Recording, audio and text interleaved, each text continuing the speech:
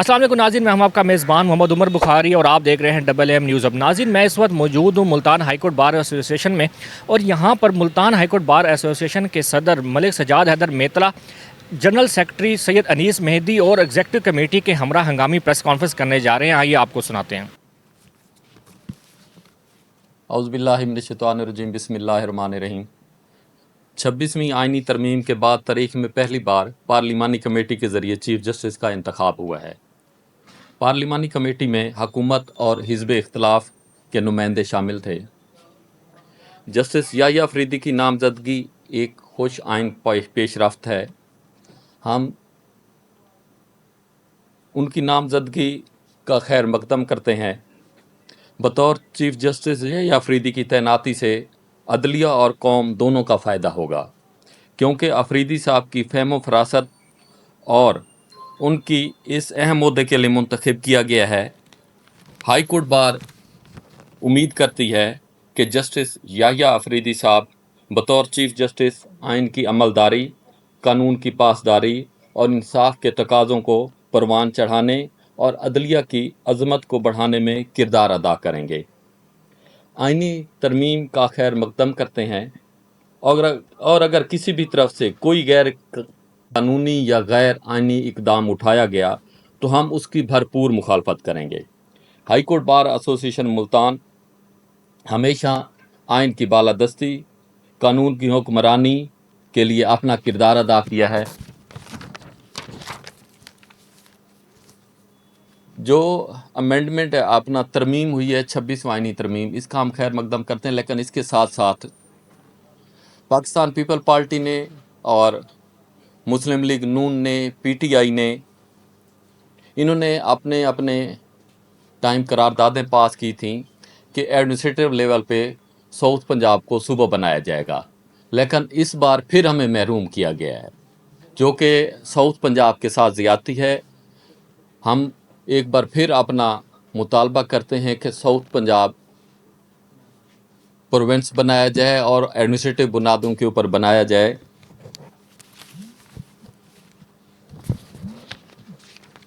Constitution में जो public है, जो लिटिगेंट हैं, सबसे जो मेन स्टेक होल्डर हैं इस सिस्टम के, जुडिशरी लोगों को जल्द इंसाफ फराहम करने के लिए जो अमेंडमेंट की गई हैं वो भी खुशाइन है। मैं बताना चाहूँगा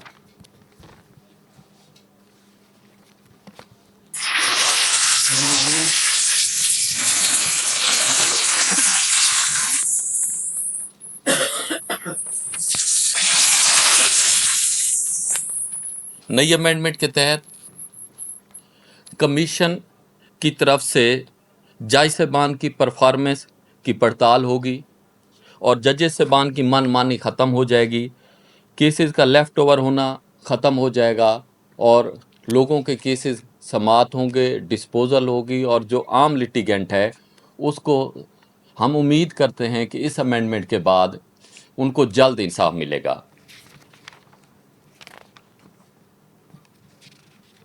सुप्रीम कोर्ट में आर्टिकल 185 में एक अमेंडमेंट की गई है। अब 10 लाख रुपए या इससे ज़ायद मालियत के मुकदमात में बरह रास्त अपील होगी और कम मालियत पर आम आवाम का फ़ायदा होगा, जिसकी मियाद उन्होंने 60 दिन मुकर्रर कर दी है। इसके साथ उन्होंने 193 में अमेंडमेंट की है। हाई कोर्ट के जज की उम्र अपॉइंटमेंट के लिए 40 साल कर दी है। ये भी एक खुशाइन है, लेकिन इस तरमीम में अगर साउथ पंजाब के लिए स्पेसिफिक कोटा मुख्तस कर देते तो ये हमारे लिए ज़्यादा खुशाइन होता। हमने तो लास्ट टाइम भी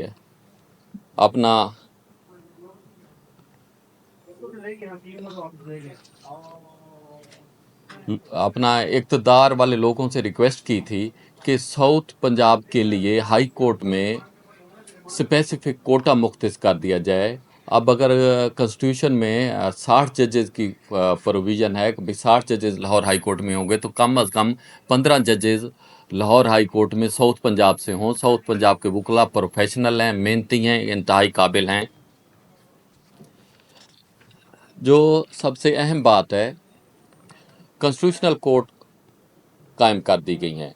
कॉन्स्टिट्यूशनल कोर्ट कायम होने के बाद जो आम आवाम के मामलात हैं, जो आम आवाम की लिटिगेशन है, उनको बहुत ज़्यादा फ़ायदा होगा और उनके जो मसाइल हैं जल्द हल होंगे और उनके मसाइल, उनके जो है जो परेशानी है, सबसे ज़्यादा लोगों का जो परेशानी है, मसला है, बाज़ दफ़ा हमारे वकला साहबान भी आके हमें रिक्वेस्ट करते हैं कि हमारे ज़ाती केस हैं, बाज़ दफ़ा केस भी फिक्स नहीं होते, फिक्स हो जाते तो फैसला नहीं होता।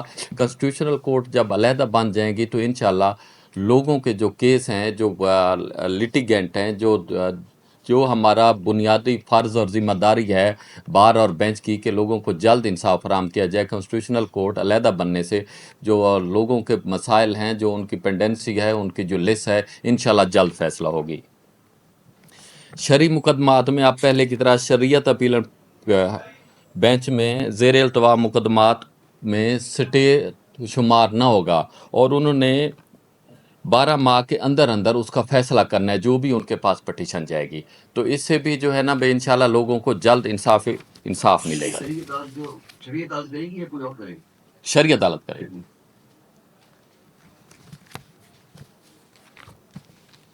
जी पीर जी। बस हो गई सर। जी सर। अच्छा सर, सबसे पहला सवाल तो ये है कि एक जो आप इस वक्त नहीं, हम कहते हैं जो पार्लिमान हमेशा हम बात करते हैं भी सुपरमेसी ऑफ पार्लियामेंट की, सुपरमेसी ऑफ कॉन्स्टिट्यूशन की। कॉन्स्टिट्यूशनल अमेंडमेंट हुई है, कॉन्स्टिट्यूशनल अमेंडमेंट के तहत नए चीफ जस्टिस साहब की तैनाती हुई है। कॉन्स्टिट्यूशनल अमेंडमेंट जो है ना, जो प्रोसीजर है उसको मुकम्मल अडॉप्ट किया गया है। हम कहते हैं क्योंकि जो कुछ हो रहा है अंडर द कॉन्स्टिट्यूशन हो रहा है,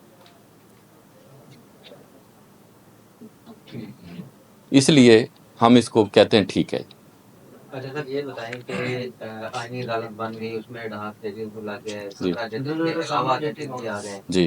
तो उसके बाद इस बात की क्या गारंटी है कि वो जज जो है जिसको हुकूमत लगाएगी उसमें अपोजिशन का किरदार ही नहीं होगा, वो बाइस्ड होंगे? सामने देखिए इसका तो अभी ये प्री मेच्योर स्टेज है। आप कहते हैं भी वो बायस होगा, इसका अभी कुछ नहीं कह सकते जी।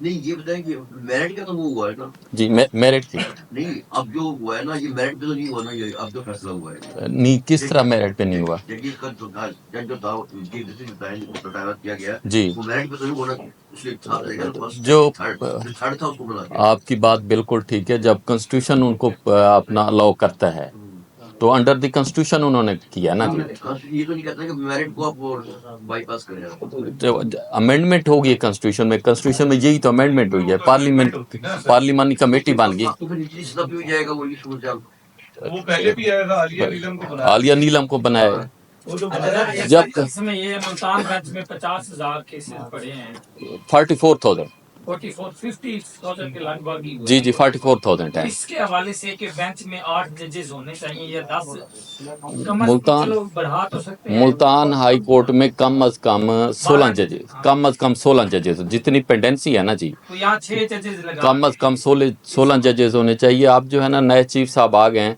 तो इंशाल्लाह नए जजेस की एलिवेशन होगी तो इंशाल्लाह पेंडेंसी खत्म होगी।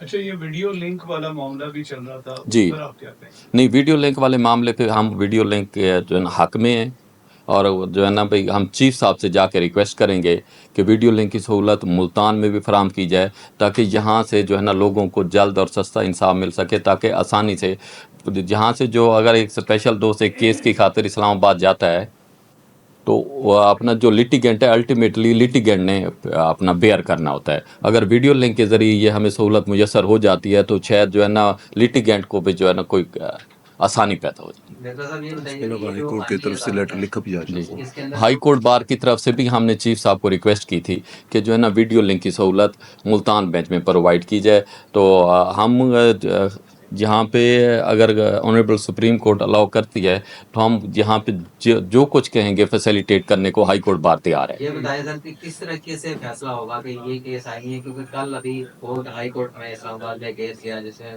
बच्चों की बात हुई है तो उन्होंने कहा कि बाइंडिंग हो गई है जी जी ये आईनी मसला है, आप उधर जाएंगे, मतलब वो हर मामले में कोई ना कोई आईनी पहलू निकाल के जो है वो फिर तो इस तरह ये जंग रुकेगी नहीं। नहीं इस तरह नहीं है। वो रिफ्यूज कर देंगे कि नहीं हम सुन रहे भाई अब उधर जाओ दूसरा कोर्ट में, ये मामला ही आएंगे। 202A के तहत जो अमेंडमेंट हुई है, no bench of high court other than a constitutional bench shall exercise jurisdiction vested in the high court under sub paragraph number 1 of paragraph A and paragraph C of the clause 1 of the article 199। जो fundamental right के और writ of mandamus ये constitutional court में जाएगा। नहीं high court किस वक्त कौन करेगा? सॉरी ये जो है ना 199 का आप दरखास्त देते हैं ना, जी, जी। जो करते हैं जी, तो वो यहाँ नहीं कर सकेंगे आप? यहाँ भी करेंगे, लेकिन जो फंडामेंटल राइट्स के होंगे और जो है ना रिट ऑफ मैंडामस होगी वो कॉन्स्टिट्यूशनल कोर्ट में जाएगा। ठीक है, बहरहाल जी, जो हाई कोर्ट में उसमें एक जरूर एक लाइन होती है फंडामेंटल के बाद। नहीं ज़रूरी नहीं है हर केस में फंडामेंटल राइट्स पे इन्वॉल्व हो। जहाँ लोगों के बुनियादी हकूक इन्वॉल्व होंगे तो डेफिनेट बात है फिर वो कॉन्स्टिट्यूशनल कोर्ट जाएगी।